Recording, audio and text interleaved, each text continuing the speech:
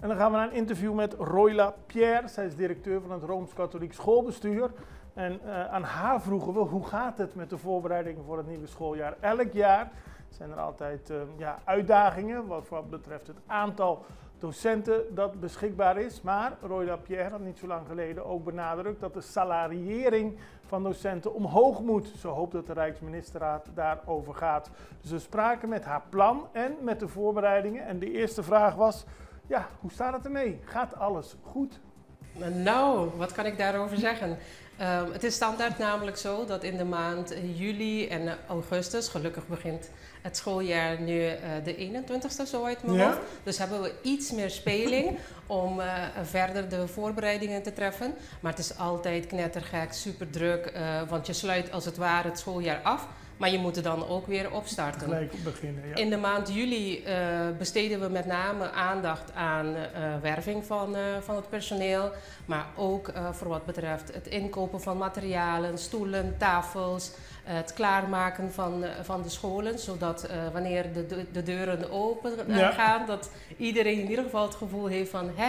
Het ziet er goed uit en het is echt een nieuw schooljaar. Dus het is nogal druk. Ja, dat kan ik me voorstellen. Het zijn de drukste perioden van het jaar, neem ik aan. Ja. Het aantal docenten dat gewoon zegt van, ik vind het geweldig, ik blijf, ik ga niet weg.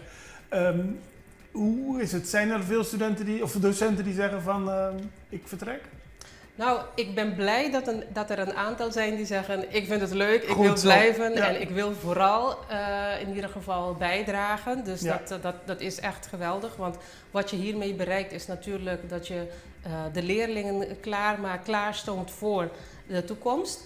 Maar helaas is het wel zo dat een aantal ook ervoor kiezen om wat anders te gaan doen. Ja. En met anders bedoel ik dan buiten het onderwijs. De meesten kiezen voor de private sector en of vertrekken naar het buitenland om in het onderwijs te werken. Tegen een beter salaris. Die krijgen een beter salaris. En ik roep dit al een paar jaar achter elkaar. Ja. In eerste instantie had men zoiets van, nou, het zal waarschijnlijk het probleem zijn van RKCS. En nu beetje bij beetje begint men echt door te krijgen dat dit een nationaal probleem is. Bonaire, iemand van Bonaire had mij vorige week nog getipt van, hey, we krijgen nog een aantal erbij. En ik dacht bij mezelf, tja, daar gaan ze weer. Dat is goed voor Bonaire, dat is fijn voor Bonaire. Dat is zeker fijn voor Maar het is niet fijn voor Curaçao, want het punt van salariering is een middel om ervoor te zorgen dat de docenten gewoon hun werk blijven doen. Dat is helemaal niet raar, dat zie je in overal sectoren natuurlijk. Heeft u reacties gehad op deze keer, dit jaar dat u het weer naar voren heeft gezet? Want u heeft ook gezegd, dit moet in de ministerraad besproken worden. Ja, nou, ik heb positieve reacties gehad van de gemeenschap zelf. Van de mensen die eigenlijk betrokken zijn bij het proces nog niet. Ik heb wel een post gezien van een van de ministers op Facebook. Ik ben blij dat het in ieder geval opgepakt wordt en besproken. Wij hebben een jaar of 5 geleden, destijds heb ik dat samen opgepakt met mevrouw Van Lemoen-Garmers, mijn voorganger. Hebben we gezeten met experts op belastinggebied en hebben we gekeken van, nou, wat kunnen wij in ieder geval bedenken om het zo aantrekkelijk mogelijk te maken voor docenten om hier naartoe te komen, met name voor de eerste graders, en daarna vertalen we dat door naar de tweede graders. Want uiteindelijk wil je goed personeel hebben in je scholen. Nou, dat bleek heel lastig te zijn natuurlijk, want als je het hebt over belasting, als je het hebt over salariering, dan moet je wel een groep weten uit te sluiten en dat is juist wat je niet wenst. Ja. Maar tegelijkertijd wil je wel dat er iets gebeurt.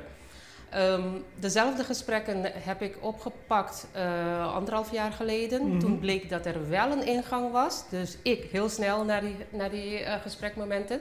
En heb ik dus met dezelfde personen gezeten en bleek dus dat er wel degelijk iets belastingtechnisch gedaan kan worden. Ja. Precies, dus toen hadden wij een collega schoolbestuur erbij gehaald. En samen hebben wij met deze betreffende persoon dus een soort van motie opgesteld. En dat hebben wij ingediend bij onder andere minister Sylvania als ingang om iets hiermee te doen. En kennelijk begint er wat te lopen. Okay. Dus ik ben blij dat het in ieder geval aandacht krijgt. En die aandacht moet ook ten besteed blijven worden, hè? Precies. Want het gaat niet vanzelf. Precies, want tegelijkertijd hoor je ook heel veel geluiden van ja, daar komen ze weer, mensen van het onderwijs, dat ze minder geld krijgen. Ja, maar het is een feit. Ja. En als we inderdaad onze mensen binnen willen houden, dan moeten we minimaal kunnen concurreren met de landen in het Koninkrijk. Ja. En dat kunnen we op dit moment niet doen. Dus het is een onderwerp, u bent ermee bezig. Ik ben ermee bezig. Het ligt op het bureau van de minister, maar voor het komende schooljaar zal er niet iets... Nou, hangt er vanaf hoe snel zij zelf zaken bespreekbaar kunnen maken. Maar wij staan in ieder geval open om nog meer gesprekken te voeren, om samen te brainstormen, na te denken. Maar dat er iets moet gebeuren en snel ook, dat is een feit.